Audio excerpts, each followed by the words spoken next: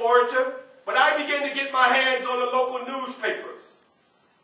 And at the age of 13, my learning was both tormenting and inspiring.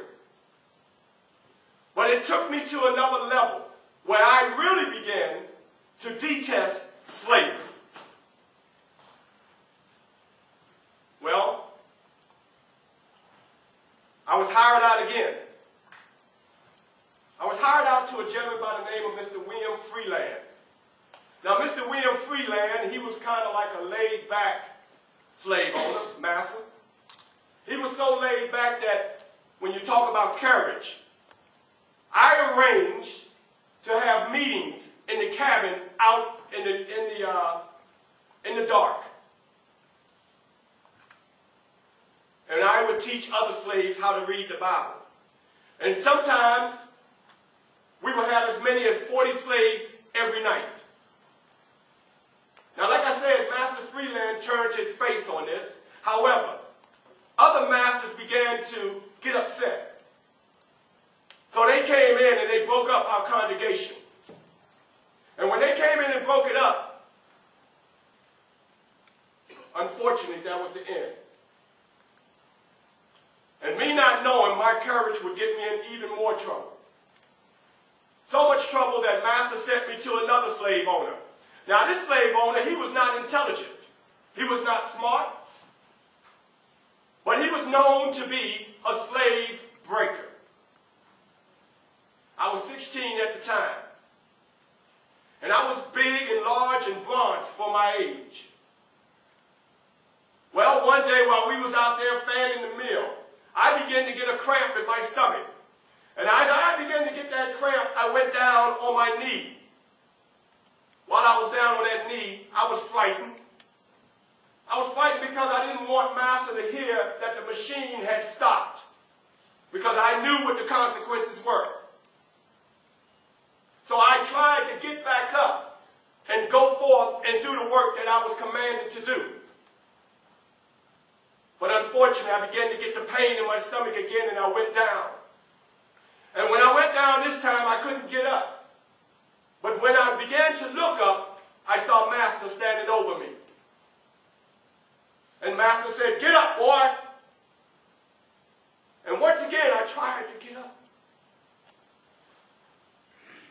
But because of the pain, I couldn't. So he kicked me and began to beat me.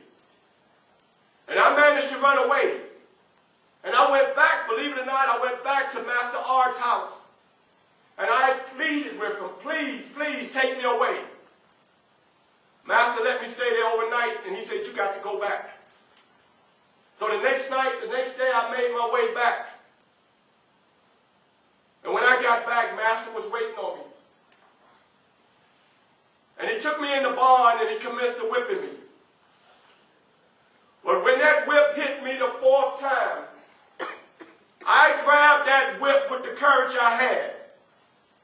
And when I grabbed that whip, I pulled the whip and him to me. And we began to tussle. We might have tussled for a good hour. And when it was all said and done, only one of us got up. That one that got up was me. Now, I must tell you, that was not the key to my freedom. But that was the key to those lashes stopping. So in a way, I was free. Well,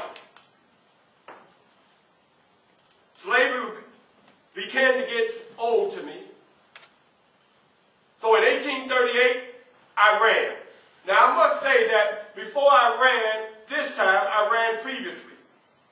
And I don't know if you are all familiar with Judas, but we had a Judas in our crowd. So every now and then when we would try to run, Judas, he would tell the Master our plans. Judas would tell the Master our route. And each time we run, thanks to Judas, we would get caught. So this particular time, I ran by myself. And when I ran by myself this time, time, I wound up in a place called Havre de Grace, Maryland. Upon my arrival in Havre de Grace, I befriended a free black man. That free black man gave me a sailor suit, and he also gave me identification papers.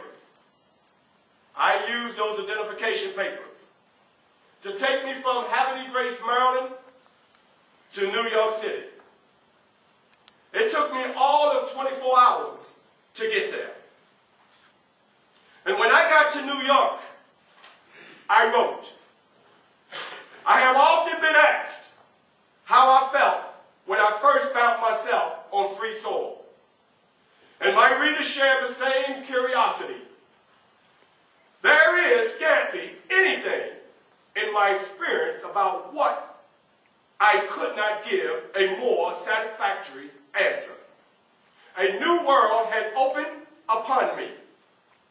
If life is more than a breath and a quick round of blood, I live more in one day than a year in my slave life. It was a time of joyous excitement, which words can but tamely describe. In a letter written to a friend soon after, I said, I felt as one might feel upon escaping a den of hungry lions, anguish and grief, like darkness and rain, may be depicted, but gladness and joy, like the rainbow, defy the skill of the pen and pencil. I didn't stay in New York long. I made my way up to Massachusetts, New Bedford, that is. And while in New Bedford, I joined the church, and I attended abolitionist meetings.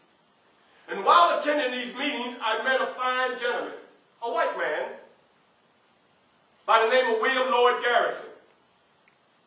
I was very impressed with Mr. Garrison, being that he was white, never been a slave, but he was so impressed and so willing to fight for African Americans and their freedom.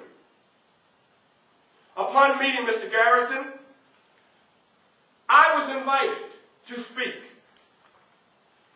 I told Mr. Garrison, I can't speak. I have no formal education. But Mr. Garrison replied, who could tell? If you wouldn't have never told me that you had no formal education, I would have sworn that you went to some of the nation's top educational institutions. I replied, I taught myself, sir. And from there, he began to allow me to speak. I was 23 at the time, nervous, scared, especially looking out and I'm seeing a sea of white people and I'm looking out. But when it was all said